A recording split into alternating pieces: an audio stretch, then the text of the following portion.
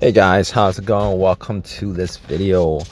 All right, so I want to give you guys a quick fix if you guys have this problem.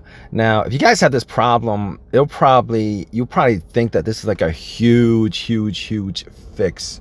All right, but let me just give you a little bit background on this issue. This is a no crack, no spark start, and there's no power. There's no power at all. So basically, my car has been working fine for a while now. The only issue I had was maybe 7 months ago. I had an issue with my battery where my battery died out. But to be honest with you, I had actually left my lights on. My battery was about 3 years old and it died out, and I actually did have to get another battery, but that was like way back, like 8 months ago or something like that. Anyway, this situation right here is a little bit different because I was driving all day. I stopped at McDonald's, got something to eat at McDonald's. It's expensive. If you guys don't know about, if you guys haven't been to McDonald's lately, it's expensive. But anyway, I was there for about 30 minutes. I came back out and noticed that my alarm and my unlock button didn't work on my fob key. So I'm like, hey, what's the problem here? Because to be honest with you, I did change out the battery on that fob key. So I was very surprised at that situation. So I was like, all right, so got the key out and opened the door. Didn't hear any kind of chimes or anything like that, because that's what you normally hear, is chimes and stuff like that. So basically I was like, okay, kind of like a bad situation, because I changed out the fob key battery and got in and tried to start it, and nothing. Try to start a couple of times and nothing in the dash, no chimes, no AC wasn't working. It was a hot day. The lights, nothing worked. And I was thinking to myself, you know what, this situation, let me see. I was driving all day. I was only there for 30 minutes. I know I didn't leave my lights on. Even if I did, that battery should have held enough of a charge for me to turn my car on, definitely. So I was looking at the dash, just trying to see if there's any kind of lights on the dash, because normally in this situation you might get a security light or some kind of light on the dash, but nothing. There was nothing on the dash whatsoever. So I was thinking to myself, all right, let me check the battery. So I went to the battery, I checked the battery, checked the terminals and everything. I mean, the terminals were a little bit loose. They were a little bit loose. There was some corrosion on there. So basically I went back into McDonald's and I got some Coke and some paper towel. And what I did was I poured some Coke on the battery terminals, got a paper towel and wiped it up. All right, if you guys didn't know, baking soda would probably work a lot better because of the oxidation. The fizzling actually breaks down the corrosion. So this is what I did. I did that and I popped it back on, checked the line to see whether the cables are tight and solid on the on the rings. Put it back on the terminal, and still nothing. I didn't hear anything at all. I had the door open. Normally once there's any kind of electricity going in the car, you could hear something. Didn't hear anything at all. So I was like, okay, all right, what could it be in this situation? So I had a situation before with a Chevy, a couple of Chevy vehicles where there was no power, and it turned out to be the ground wire that was frayed off. I had the one instance was a crank no start, and then it was the ground wire, it wasn't making enough contact. So I was looking at the ground wire, just checking out to see whether it's tight, whether seated right, and there's no corrosion where it connects to the frame of the vehicle. Looked at it and I was like, you know what, it looks good. So at that point I was thinking, okay, there's something else. So I was looking at it's gotta be a fuse, right? It's gotta be a fuse. So I was looking at the fuse box. I had a situation where to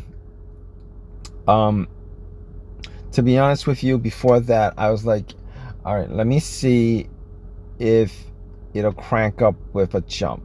All right, before I get to that situation with the fuse. And you guys want to hear this because it's a real quick fix, but I'm going to give you guys a background of what I did just in case this isn't your issue. But there's a couple of things that could be causing something like this with no power. The ground cable, for one, the ground cable is detached and there's no contact. But anyway, I grabbed a power pack, a juice pack, and popped it on and tried to start a couple of times, and no go at all. At that point, that's when I knew that it probably wasn't battery. It wasn't the battery, because the battery was like 8 months old, a year old at most. So I knew it wasn't the battery at that point. So I was looking at the fuse and the relays, the fuse and relays, just trying to see whether the fuses were burnt or had any kind of smell to them, burnt smell, so that I can know, so that I can see that it's so I would know that it's blown. So I looked at the fuses and couldn't make out any of the fuses that were blown. Now, I had a situation like this once with an Acura, and that Acura had a problem with, I believe the blown fuse was the ECU fuse, and or maybe it was the I think it may have been maybe the fuel pump. I'm not quite sure. One of those two fuses. But one of those two fuses had blown, in which is crank, and it wouldn't start. It would crank and wouldn't start. So I know this isn't that situation, because there's no lights on the dash whatsoever. There's nothing. It's like if you had taken the battery off the car, no connection to a battery. It's just completely dead. So that's not that situation. Now, I also did have a similar situation with a Honda Odyssey. And that Honda Odyssey was like this, had absolutely no power whatsoever. Now, if you guys don't know anything about Hondas, I know we're not talking about Honda. If you guys don't know anything about Hondas, all right, there's a main fuse. There's a main fuse on the fuse box, and that main fuse actually connects the battery to the fuse box itself. Now, seeing as how the situation is essentially the same with the battery, I know whether the battery is good, you can't jump it, and there's no power within the car itself. I was thinking to myself, looking for that main fuse, didn't see a main fuse, but then I looked at the battery itself, and I believe the positive terminal had a fuse connected to it. It was a battery fuse. Now, if you guys don't know about battery fuses, Nissan calls it a fusible link. Some cars call it a battery fuse. But if you guys look at the terminal itself, it has like a little window. That little window will show you whether that fuse is connected or not. And normally in this situation, what happens is you see like some brownish coloration in the window, meaning that it was burnt. And if you look, if you pop that window off, or sometimes you might be able to look at that window and see that the fuse is blown. But I popped the window off and noticed that the fuse was blown. And here's what I did. I actually took a screwdriver and I stuck it in the window, and I turned it where it met the fuse. There was enough of there where it met the fuse and made contact with both ends of the fuse, and I started hearing noises and everything. Now, if you guys are in this situation and you guys want, like, if you guys have no other way of getting that terminal, that fusible link dash battery fuse, you guys could actually try to rig it where you guys have anything metal, you connect those 2 points of the fuse that's blown, you guys can start your car and get to wherever you're going. It's a short-term fix. Now, there was an AutoZone close by. I took a Uber to an AutoZone, picked up the part, changed it up, popped it on the battery.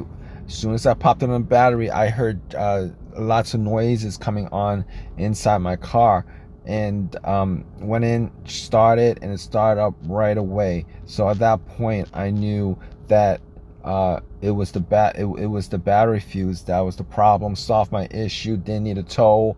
Didn't need any kind of diagnosis. Didn't need save. If you guys find it, if this is your fix to your situation, just know that this will help you guys out as far as all the other things that you might possibly think would be very, very expensive to fix, to diagnose. And you guys know how expensive car fixes are. It's very, very expensive, and hopefully this helps you out with your situation and it gets you to where you need to go. And if you guys have your own personal experiences with these kinds of no start, definitely leave a comment in the comment section. Please subscribe, please give me a thumbs up, all that good stuff. Appreciate your time. All right, guys, take care.